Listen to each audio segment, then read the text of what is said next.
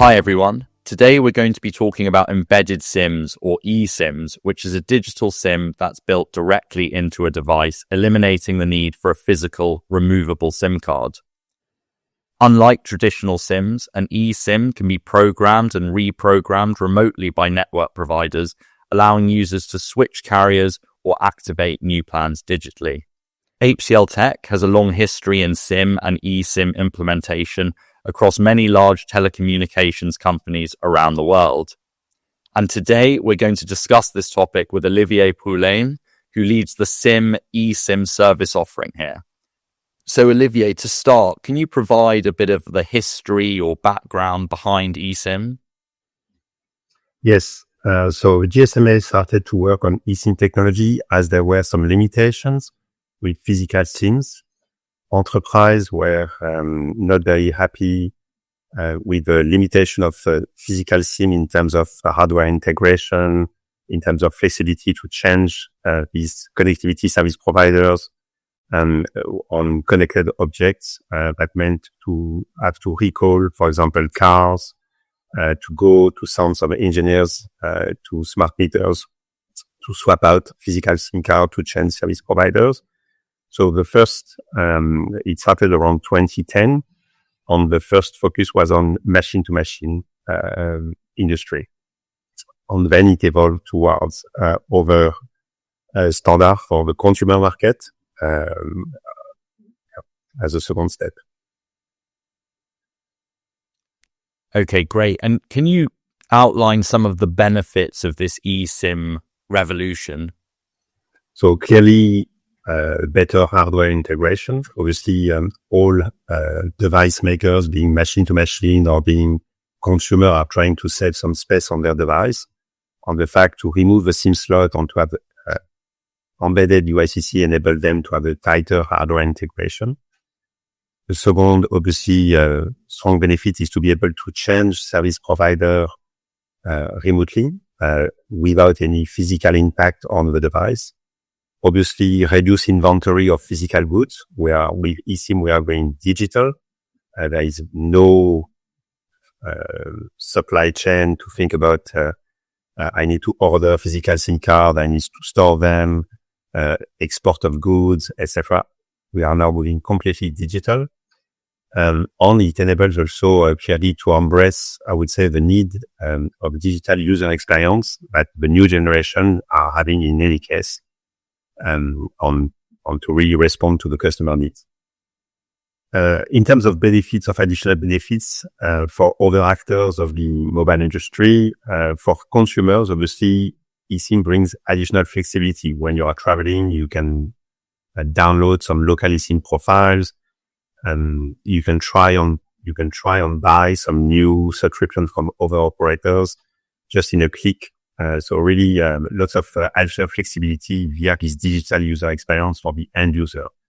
For enterprise, similarly, obviously, eSIM brings some new benefits in the sense that if you want to change service provider, you don't have to recall the devices that are out in the field, like connected cars or smart meters, or send some engineers in to different locations to physically remove physical SIM card from the device to put the SIM card of a new service provider.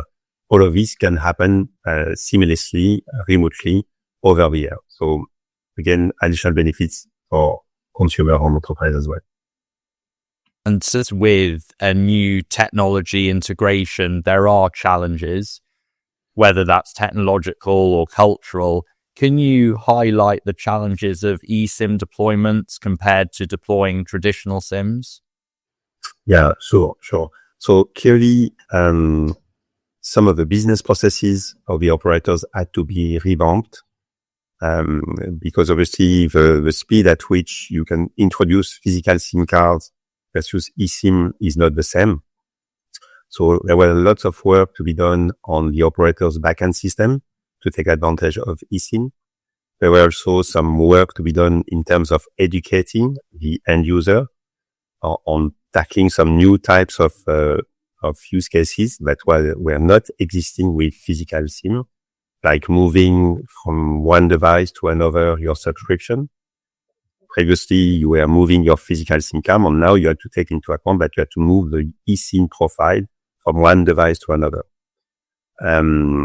So that was some of the important challenges.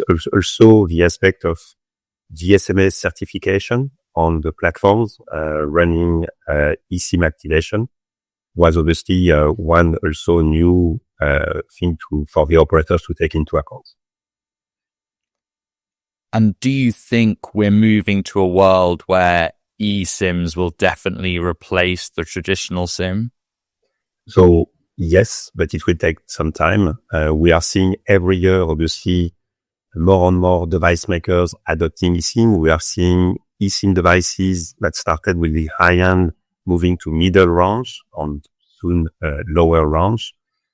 But obviously there is a couple of constraints in terms of price level for some markets, and also educating the customer so that we are really moving full speed to eSIM. But obviously, when you look at some OEMs like Apple, in some markets, due to some specific market conditions, they had gone for eSIM only devices. So lots of people are expecting that these eSIM only devices will also start to spread in other markets when the context of these markets will also be more applicable. And can you go into some more detail about what new markets will be enabled? So one important new activity that GSMA has done is to start a new thread of activity around the IoT eSIM market. So we had machine-to-machine market that started around 2010 for connected cars and utilities. Then we had the consumer eSIM market for smartphones, smartwatches. But we realized that there was a need for more flexibility, easier implementation of such system for if we really wanted eSIM to be adopted for the IoT market, being on public networks or being on private networks, as more and more there are private cellular networks with lots of types of connected devices that needs to be connected. So this new thread of activity at GSM for the IoT eSIM standard is very interesting, and that really opens up lots of very interesting opportunities. Are there any other examples or existing use cases you can share with us? Yeah, some interesting use cases in the consumer world is obviously the tourist use cases. In the past, when you were traveling to some foreign countries where you had not very good roaming tariff, you had to go at the airport or local shop to get a local prepaid card and insert this local prepaid card into your device. Nowadays with eSIM, it's much easier to be able to download a local eSIM profile for your data connectivity while you are in country. And what is interesting is to see the types of business models that are starting to emerge and the new types of players that are starting to take advantage of that. So sometimes airports are promoting the use of eSIM, and when you are going onto their website and booking your flights, some airlines companies are now offering mobile data connectivity at the same time when you are booking your flight.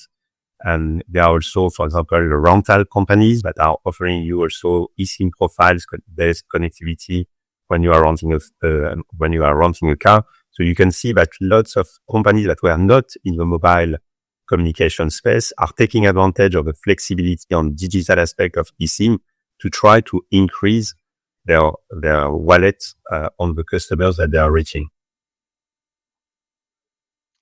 And finally, Olivier, what role is HCLTech playing in this eSIM revolution? So HCLTech, thanks to the acquisition of the CTG Telecom Group, has really a long history of being a solution provider in the space of SIM management and eSIM remote solution management. So we are capable of providing a complete software stack to different parties that are interested to run eSIM platforms. This software stack can be deployed on-premise or in one of their preferred hosting partner, or in a hyperscaler of their preference, so that they have really control over their eSIM platform, and they can scale this platform aligned with the needs of their market. HCLTech has obviously lots of professional resources to help the customer to deploy, install, configure, manage, and support the solution, and also operate on their behalf, potentially the solution. And we have strong cloud practice inside HCLTech, as well as security practice for helping the customer to take advantage of the efforts that the cloud providers have done in pre-certifying some of their data center or regions, and also to take the GSMS SSM audit with the right level of confidence, thanks to our security consulting expertise. Olivier, thank you so much for sharing your insights. To summarize, I think the eSIM is an ongoing revolution and organization readiness. Ultimately, telecom operators and CSPs must decide to be a follower or a leader in this transition. Thank you all for watching. Thank you.